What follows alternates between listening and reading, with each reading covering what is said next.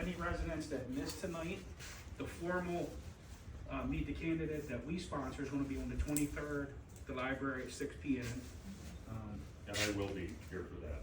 Yeah. We managed to get it scheduled so that everybody could attend. Oh, Thanks that's to good. Brittany and everybody who worked on that. Yeah, and then, I mean, outside of that, that's pretty much all I had, unless anybody has any questions or anything.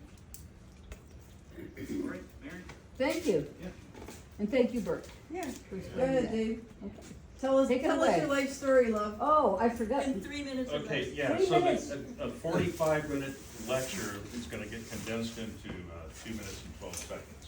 You know, born at an early age, related to my parents from birth, all that. Grew up in the Seattle area, grew up on a farm. My folks were both school teachers. In fact, everybody in the whole family was a school teacher, aunts, uncles, everybody.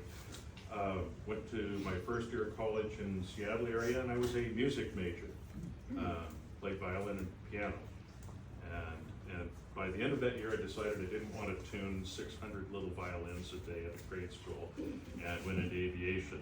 And so I went and enrolled in a college course to get an aviation technology bachelor's degree, and I got mechanics ratings as well as the flying stuff. I spent the next 15 years working, I was gonna go save the world.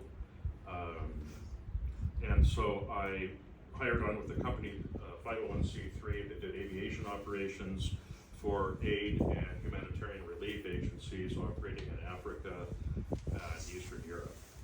So I spent 12 years living all over the continent of Africa, ran a lot of those programs eventually. I spent 1 year in the Republic of Georgia, former Soviet country. So, and I worked in countries that were being actively managed by the Soviet bloc countries. And so I lived in communist countries for, between the ages of 25 and 35 or 37. What was interesting about that is that when you walk down the street, it all kind of looks the same. You really can't tell. It's the understructure that is greatly different, and people's freedoms and that sort of thing. So to have the freedoms we had to sit out in a venue like this and have a conversation is not something that would readily happen in those places. And I had friends who worked within the structure of those Soviet-backed governments, and I would ask them, how can you stand working for a country's government that has genocidal activities against its own citizens? And they would have a perspective basically that ran like, well, I'm a political person, and so I'm going to work in that realm no matter what government is in situ in the country. So fast forward a few years, I came back to the States. I got a graduate degree in counseling and worked as a junior high school counselor for a year, and then I went back into aviation really quickly. And I went to work for 30 seconds. for United Airlines feeder out of Washington, D.C. Ended up being the chief pilot for that airline operation, and had about 1,600 pilots who I worked with and who worked under my office. Finished a decade with that operation when the company went out of business, and joined a place called ExoJet, which was a private aviation operator, and I've been working for them for the last 18 years. Virtually always in some kind of a leadership role of one kind or another, whether it's training or organizing and that sort of thing. So that's sort of where I came from. And maybe the question that follows that is, why would I want to do this? And Claire and I have talked for some time about how to be effective in town. And I've done other things in town. Jean Bonner's responsible. She suggested to me that I get involved with the Historic Preservation Commission in town. And I started there as a commission member in 2012 or 13. Ended up, after a few years, ended up chairing HPC in town, and then the Fort DuPont development process was happening. They had the Historic Preservation Committee here, and so Laura Lee and I were sort of the people who were liaisons with Fort DuPont for the Historic Preservation process, and we worked on developing the standards and guidelines for the development of the housing development here. Another example of me being deeply involved in something about which I knew less than anyone else in the room. But you read a lot, you learn a lot, and you trust people who are around you who do know what is happening and try and employ good communication skills and listen a lot. Was it a year and a half ago, after COVID, the tree commission had ceased to exist, and we needed to address the fact that our trees were going away in town. So talked to Paul and to Dave Baylor about restarting the tree commission. So resigned from HPC, and we've done the trees for the last couple of years. And had a really, really good group of really knowledgeable people who have been on that commission and really helped make things happen. So once again, it's not necessarily, a person who's in a leadership role may not know the most in town or in a group or any structure or function, but if there are people who are able to encourage others who do know a lot to be involved, then you can get things done. So I started to feel that that Delaware City was coming to a tipping point. Claire and I went away this last year for several months on our boat.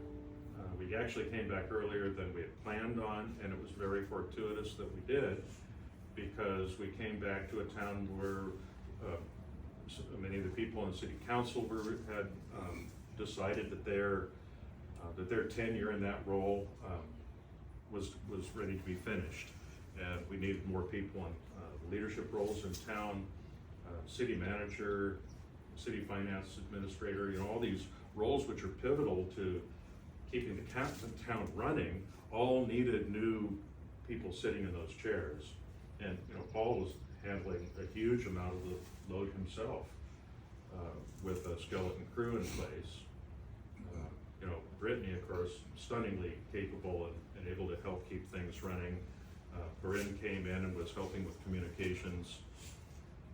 And then Mike from Chief Henderson was there doing his part to keep things rolling.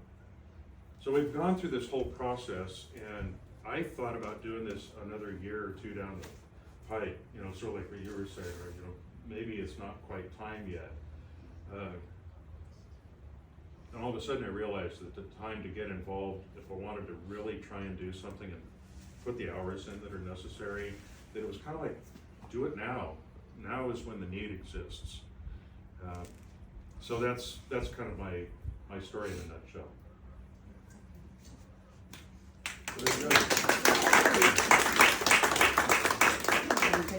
Anybody have any questions for him? Yes, ma'am. Years ago, Tell us your name, would you? Diane Worry, I live at 203 Cleaver Road.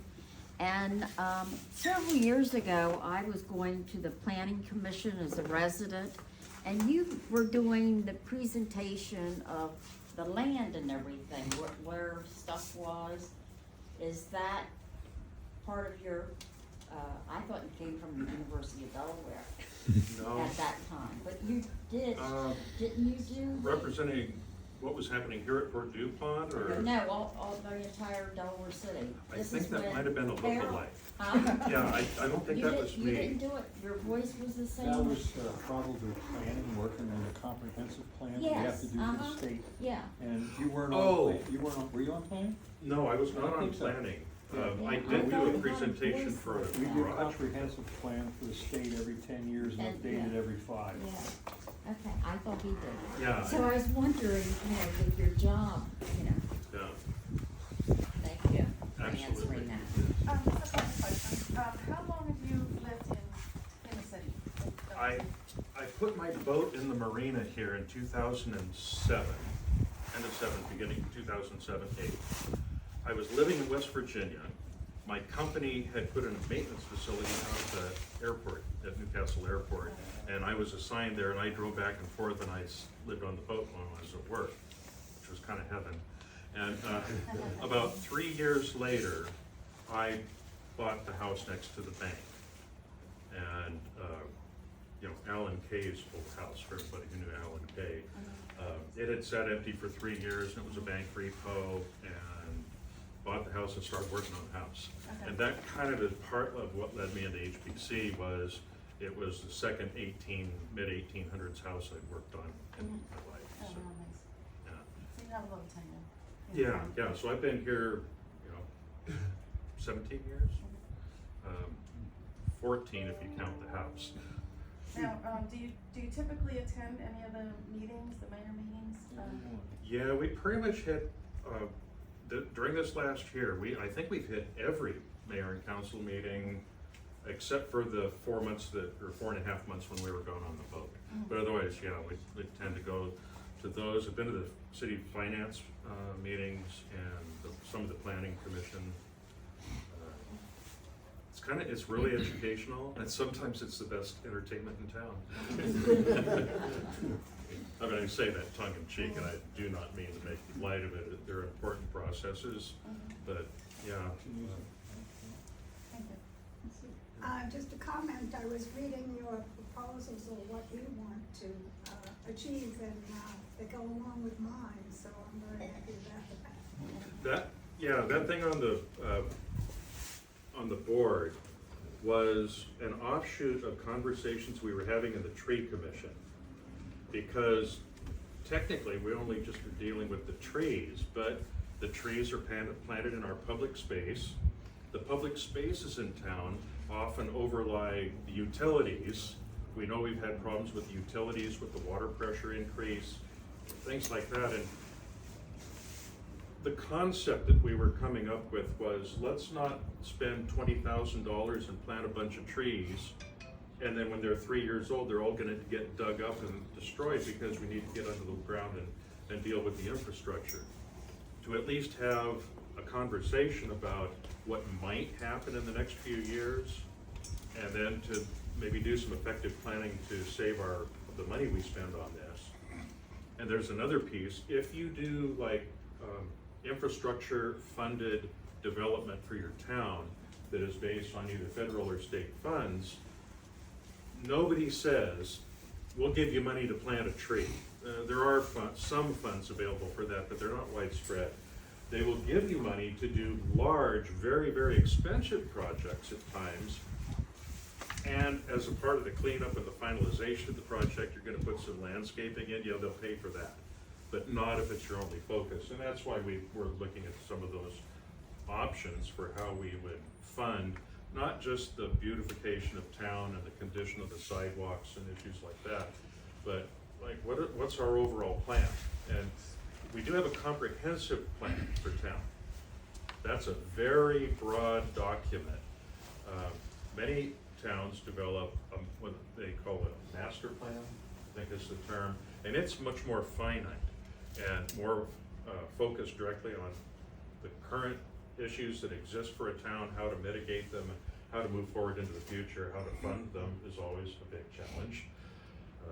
But that's what that is where that started, that outline that I drew and presented to City Council. And then I realized we need more than that. There are many more issues, and that's part of what got me started thinking about this role. See, I can answer a 2-minute question in 4 minutes. So, one question that has been kicking around, especially given our relationship with the refinery. I've heard a rumor that, and it's just a rumor, that our relationship with the refinery may not be the same in the future. Do you know anything about that? And if there's any truth in it, how would we continue to fund our operations? Well, as you know, our town has about a $1.3 million budget, something like that. And we get money from various resources for that. And my understanding, although I don't know a lot of details about it, is there is some support that we receive from the refinery each year. And if that amount were to change for any reason, then we'd have to come up with the means of replacing the funds that are used for various benefits for town. So I don't know, is there any, Can I ask just for clarification, are you talking about what they contribute to the tree commission, or are you talking about a relationship with the actual budget? The relationship with the budget. Okay, so they don't really contribute to the budget. We have a program in place that's called the pilot program. It's an acronym for payment in lieu of taxes that we negotiated with the refinery. So we just negotiated that for another 15 years. So we're locked in for a 15-year period, where what we did this time, in the past, it was a fixed rate. So this time, we locked in an escalator each year, so that increases every year over the 15-year period. So, oh, that's good. That's I mean, great. we do have a pretty good relationship with the refinery. I was just at the CAP meeting yesterday. It's a citizens advisory panel. Where, you know, we're pretty honest with them, and I'm pretty honest with them. I let them know that, you know, I appreciate everything they do for the city, but at the same time, we want them to be responsible owners and responsible to the environment, and communicate with us when there's an upset out there, so I can communicate to everybody here. Which kind of segues in real quick, if you don't mind. I got an email last week about the Corps of Engineers wants to shut down Reedy Point Bridge starting May 28th for a 3-month period. So I have been constantly on the phone with DelDOT, Corps of Engineers, Senator Coon's office, and I was actually on the phone with the governor yesterday. If all else fails, it sounds like the governor may enact an emergency declaration to delay that until St. George's is done. But with me being in the fire service, I know firsthand, if there's an accident on Route 1, St. George's is shut down, Reedy Point becomes a parking lot. So, you know, as a first responder, I'm always trained to think of worst case scenario. So if there's something that happens at the refinery, something happens at the nuclear plant, where we have to evacuate 3 bridges out of the 4 across the C&D Canal, is not acceptable. So I'm doing everything I can to try to get this delayed for 3 months. So it just amazes me that the Corps of Engineers don't talk to DelDOT, and we get notified when the intent of construction is getting ready to start, and we don't even have time to interject or comment on the process. So I'm doing everything I can almost on a daily basis to try to get this delayed till September, October, so St. George's opens up. I do have a question on that. Yes. I totally understand the concern of it closing. However, during that period of time, what is the structural integrity of the bridge? I mean, is it one of those things that does need to be addressed immediately for safety precautions? Well, that part, I hope not, but you know, nowadays you gotta ask. I mean, that part I don't know. The engineers from the Corps of Engineers did their study and all that stuff like that. We weren't privy to that information. Okay. But, you know, it's gonna be delayed with the understanding that it's not gonna jeopardize the safety or integrity of the bridge. Okay. Yeah, I was just curious. How old is that bridge? Oh, maybe 62? 58? 60 something, I don't know. Early 60s perhaps, yeah. We're back there.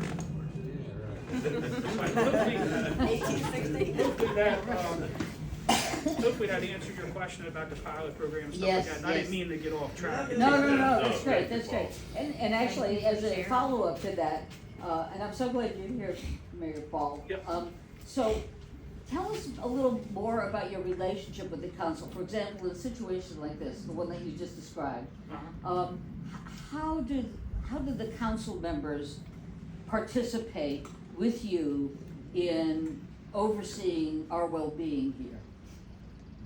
Well, it's all about cooperation and communication. You know, I prefer to do everything in public, being open, as transparent as I can. We don't really do anything behind closed doors unless we have to go into executive session.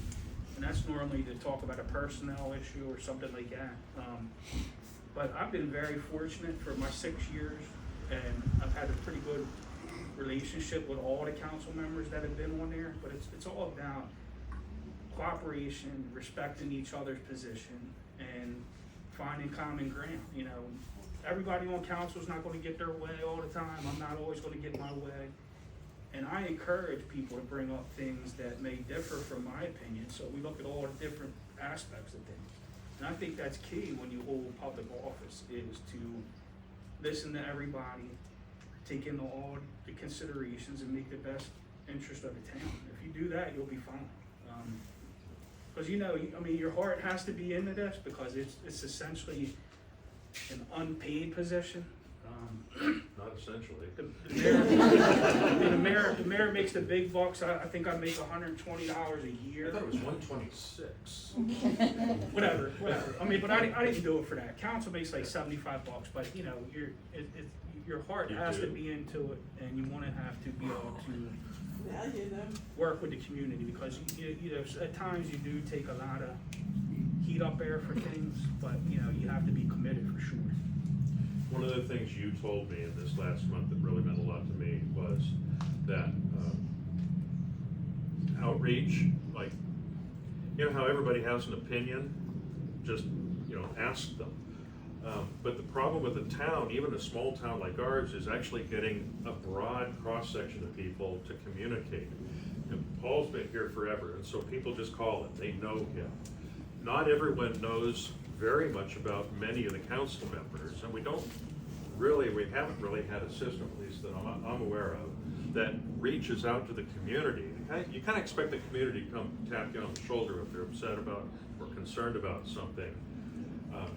I don't know if there are rules or process regulations or whatever surrounding this, but one of the things I was hoping to see getting more involved was to have the opportunity to pull in feedback from every corner of Delaware City, not just old Delaware City, not just Fort DuPont's neighborhood, Harbor Estates as well.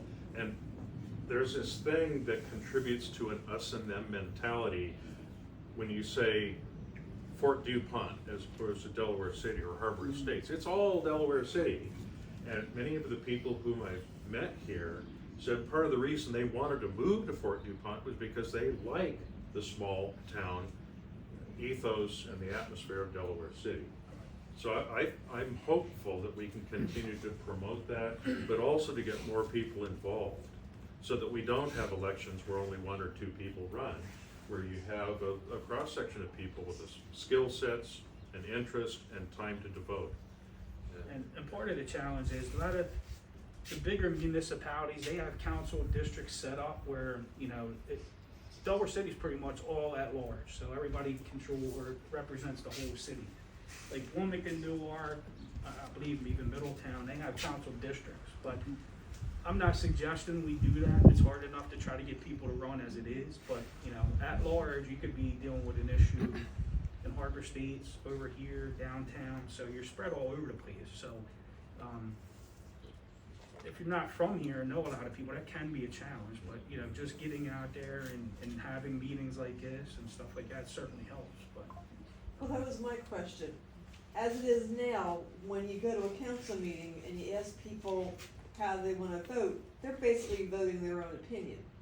Well, I mean, they don't go out there and knock on doors and say, well, what do you think of, or we're having a meeting about X, Y, Z, give me your opinion, and then it doesn't seem like they it's almost like the Senate, the Senate's down there doing their weird thing and nobody holds them accountable. I don't think anybody holds council accountable. It's like, well, I think this, so this is the way I'm gonna vote, but that doesn't mean that. That's what the town thinks. Right, that's what the town thinks, it's their own opinion. And I just wonder if, like Dave's saying, you go out and you talk to people and you say, we're having a council meeting next week, this is what we're gonna talk about, what do you think?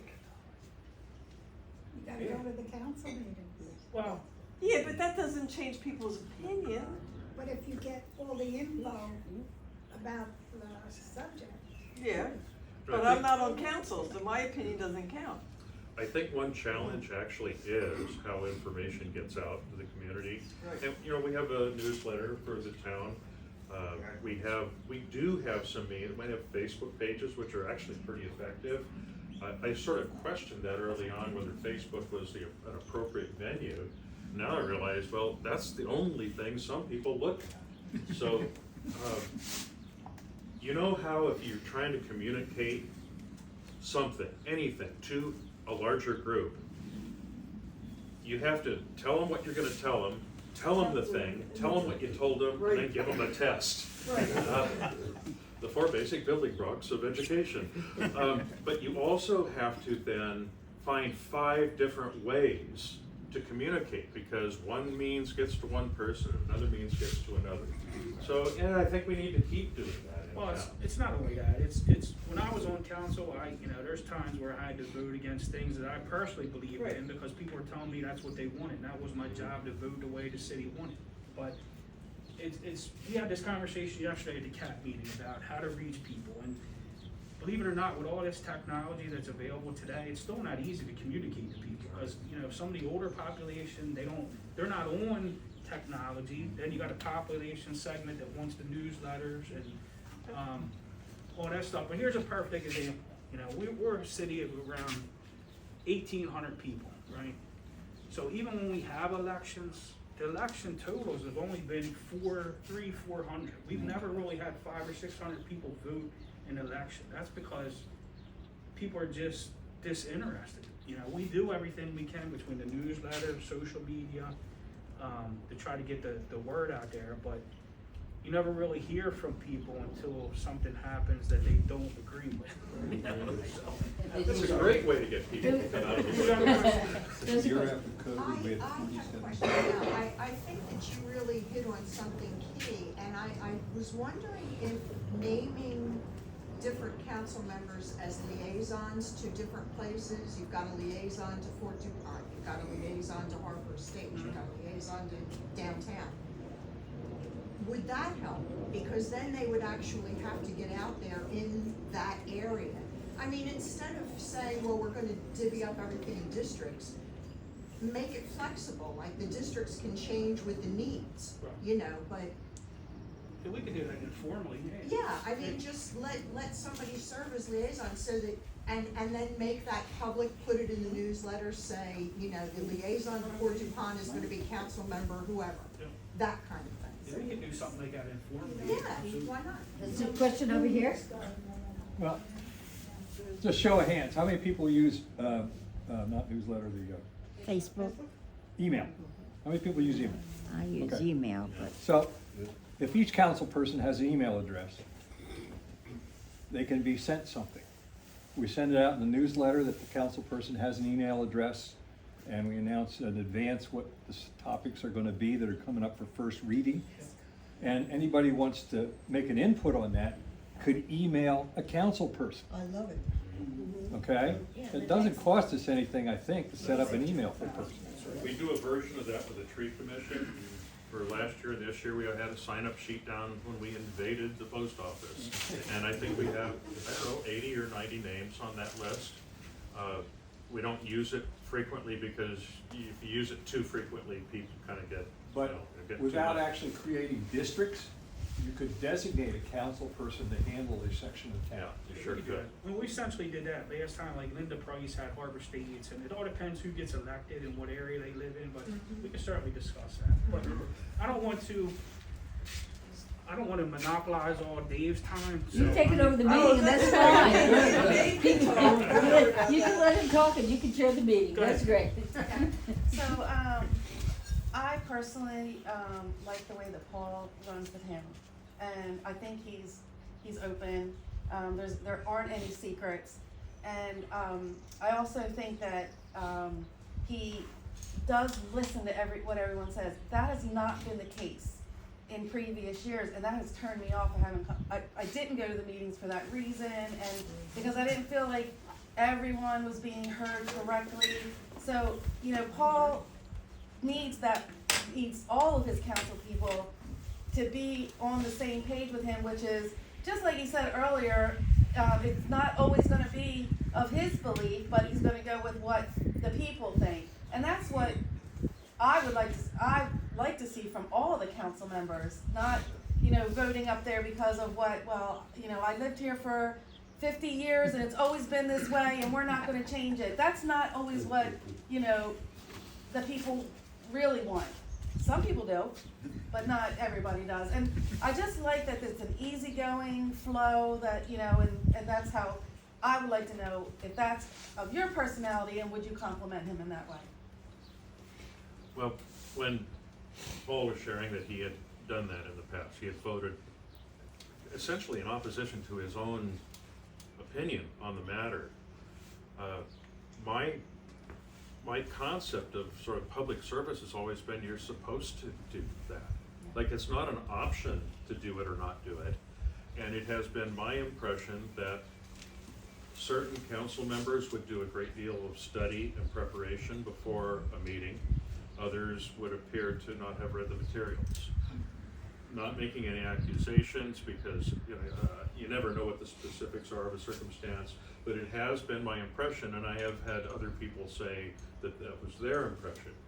So one of the things that I had scribbled on my brainstorming sheets, some of which is up there and some of which is not, is to have means whereby people in town know they can send an email to this address, Turley@rocketmail.com, or something that the city provides if it needs to be more secure because of requirements or whatever. But a means where people can at least raise a question, and then if you have multiple people on the council, it doesn't all have to fall on Paul's shoulders to do his 30 or 40 hours a week that he spends leading this town, all on his own time. For his $126 a year. Yeah, we're trying to figure out the math on that, Paul.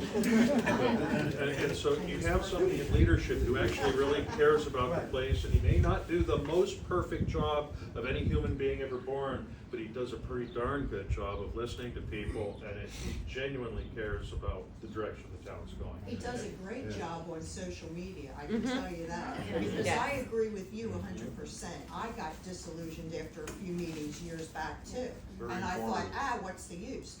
Well, then all of a sudden I go to this meeting and I notice that the mayor is responding when somebody has a question on Facebook, and you're right on it, and you've got the answers, and we've never had that before, so thank you. But we need more of the same. We did. Good question over here. Go ahead. Are you retired now? I am. Good for you. Congratulations. He's not retired, he just changed venues. So we did away with all that stuff, that's what I had to do, retire. I'm in the same ballpark. I got a couple points for you, Dave, and Sure. maybe you can highlight them. And I just want to know your your, notepad, notice that. I just want to know your impressions or feelings about certain topics. And one is that you made an earlier statement saying that, and Paul did too, but the lack of interest in getting into town council. We think maybe part of that could be part of the pandemic problem. And we're coming out of that now, thank God. And hopefully we can move forward with that. Maybe this will be a thing of the past. So this is a step in the right direction. So I think that's probably part of the blame. And the other thing is that I want to know what your feelings are towards the big gas station up the road, otherwise known as the refinery. Okay. Now, they're going to be coming up with a new facility up there soon. I don't know all the details about it, but I know one of it deals with hydrogen. And the way I'm taught, that hydrogen goes boom. And I have some questions. I'm not against it totally, but I am concerned about it. And maybe it's something you and the council can look into perhaps down the road. And also, what is your feelings about, because we noticed we lost some people, some real good people in town management. And now we got Brittany in there. She's doing a great job coming up out of nowhere, and she's going fine so far, but look how many people we lost in those positions. And something tells me is that one, there must be a pay wage, something problem there, lack of benefits, or perhaps there was some personality conflicts. I don't know, but it seems kind of strange when you get that much of a turnover, as well as our police force. I think our police force ought to be subsidized more money to get them to stay with us, because we had two great candidates that left us for better paying job, better benefits elsewhere in the state, and that needs to be stopped as best as we can, because, hey, the police are all on the same team. We gotta work together with those guys, because they take some of our good officers and then we're back to square one, and then we don't have enough. So we gotta look forward to make sure those guys get properly paid and taken care of, because they're there for us 24/7 as best as they can be. And we need more. It's just the four we have now, and I think a couple part-timers, that's fine. fine and good, but I think we're gonna need more down the road, because as you can see, we're expanding here. We've got more people than we ever had, and hopefully you can look into this. What was the first one? The pandemic, dealing with the lack of people running for office. Okay, I have a theory. I would, based on a personal experience, I would never, ever have presumed to say, hey, I want to be on Historic Preservation Commission, even though I've done 2 or 3 historic properties in my life, no more. But Jean came and said, Dave, would you think you'd be interested in doing this? She reached out to me. That's why I got involved. I would not be surprised if there are more people in town who would get involved in various functions in town. They just were approached and asked, are you interested? But you can't just walk up to people and start asking. You need to have a relationship with the person. You also don't want to ask people to do things who aren't going to do a good job. Right. And so there's a vetting process that takes place when you get out in the community, which is what you do such a good job of. You get out in the community. We need more of that. What was the second one? Oh, by the way, I wasn't allowed to run for office, my wife won't let me. Well, she knows best. Real quick, Mike, let me touch on that. Sure. So, I don't want people to think there's an issue and nobody wants to run for council, mayor in Delaware City because there's something crazy going on or something like that. It has absolutely nothing to do with that. There's a systemic problem in the whole country, honestly. Not only Delaware City, Newcastle County, the state. There's a systemic problem in this country where people just simply don't volunteer anymore. Right. Valid point. You know, when I started the fire service back in '87 down in the building on Clinton Street, there was 20 or 30 of us hanging out any Friday, Saturday night. I mean, we literally almost got in the fist fights to see who was going to get on the first truck to go out. Now, you know, you wait 10, 15 minutes and nobody comes down. We had to hire 14 career staff down there in Little Delaware City just to meet the needs of the community. I never ever thought I would see that in my lifetime. It's sad. It's sad. Police department. Yeah. Right now we have 4 full-timers. We're gonna hire 2 permanent part-timers. The problem that we're having with the police department, again, systemic problem nationwide. Nobody wants to be a police officer because of similar situations that we're in with mayor and council where, you know, you beat up a lot, you take a lot of heat from people for things, especially when it's an unpaid position. But what we're faced with, Newcastle County Police are offering a $25,000 signing bonus to recruit officers. There's absolutely no way in the world that we can compete with that. So what we're left with is hiring retired officers that are collecting a pension, that have benefits still, and all we have to do is make up a decent salary where they can still earn a pretty good wage. But until that changes nationwide, it's not going to change in Delaware City. I mean, that honestly, if anybody pays attention to current events, that's exactly why Smyrna had to double their tax rates down there because of the police department. They were trying to remain competitive with the police departments. They had to double their taxes down there. I mean, just think about that for a minute. If you brought that up, because there's another thing that brought you mentioned Smyrna, they reassessed their property taxes down there. I just saw was it Tyler Technologies going around town, but they said they were doing that for the county. Well, they're doing the whole state. The whole state's getting reassessed. Okay. Yeah. So we're looking at higher tax rates down the road. Well, I don't know. The county executive claims there's gonna be an offset and it's not gonna net increase. I don't know. Okay. I honestly don't know. It's not a city thing. But here's what I can say as far as that. I mean, the city is on very firm financial footing right now. We have a pretty good reserve build up. I don't see a need for a tax increase for the immediate future.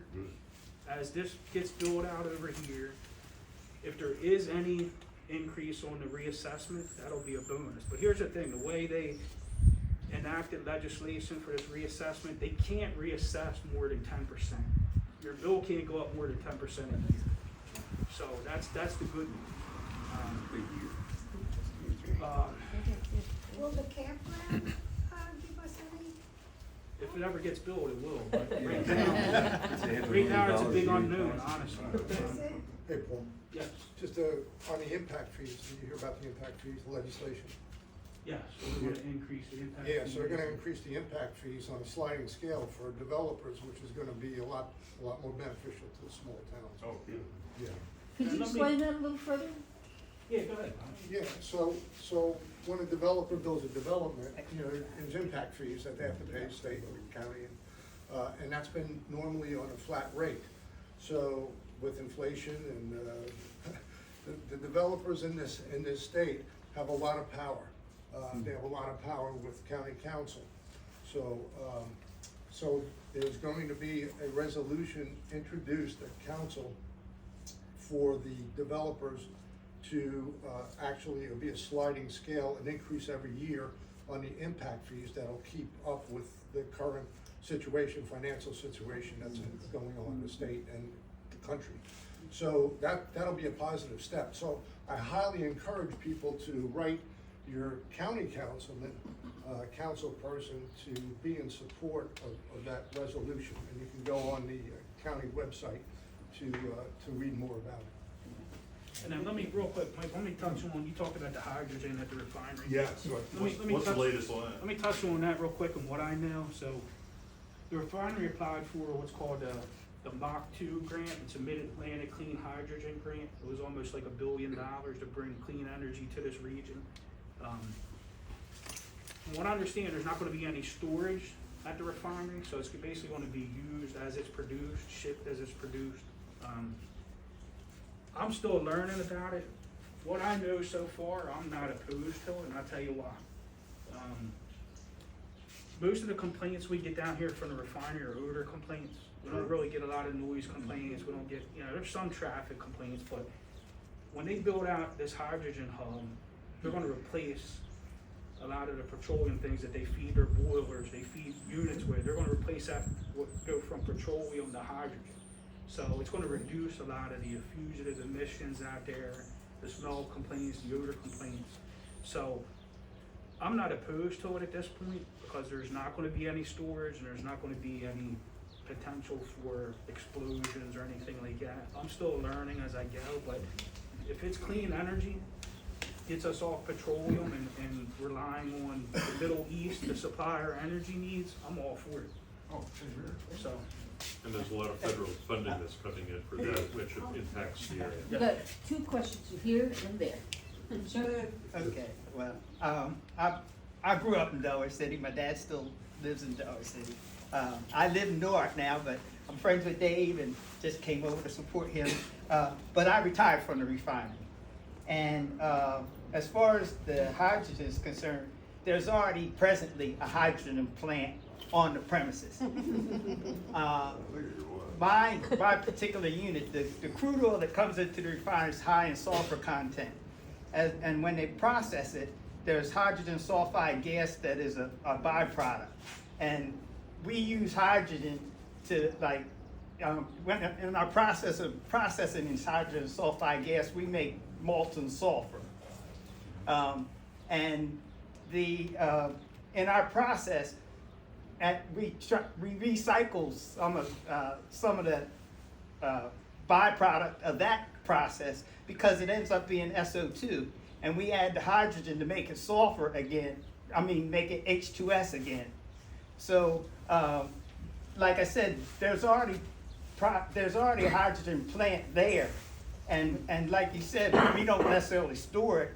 We're always using it.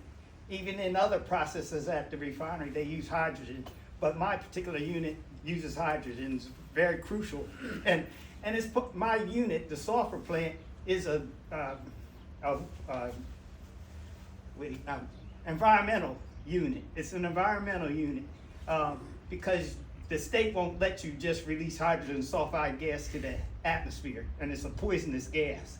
So, like I said, we process that, and just because I had the forum, the idea that, at least my impression has always been with the media that the refinery just willy-nilly does what they do and could care less about, the community.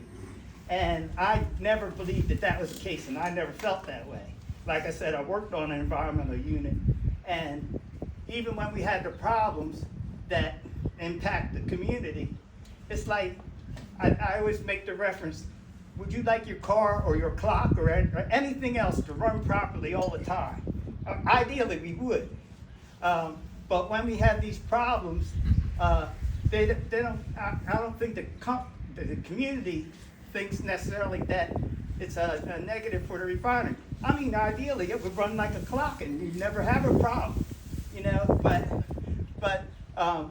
like I said, when we had the problem, that possibly could impact the community. You're aware of it then, but like with the sulfur plant, we counted, they've been counting the days that we had not what they call flared, which is impact that we can be fined for.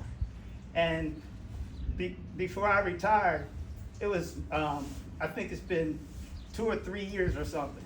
But the minute that something goes wrong, you know, the media's there and they took a picture and, you know, look at that stack and, you know, I mean, so if you're great 98% of the time and the 2% that you're bad, the world knows it. You know, so, I mean, so that's always been my impression of you know, about the community and the refinery. I mean, I was blessed to work there and, like I said, retired from there. You bring up a valid point. You know, I hardly see the flare going off anymore. Yeah. It's rare. Yeah. Very rare anymore. Yeah, It hasn't been off like this for the last 2 we or 3 actually years. try not, obviously, you know, like I said, we try not to do that. That's wasted energy. When you see that flare burning, that's product that's just gone wasted. You know, we paid for it, but it was wasted. But that's the safety. That's the safety valve.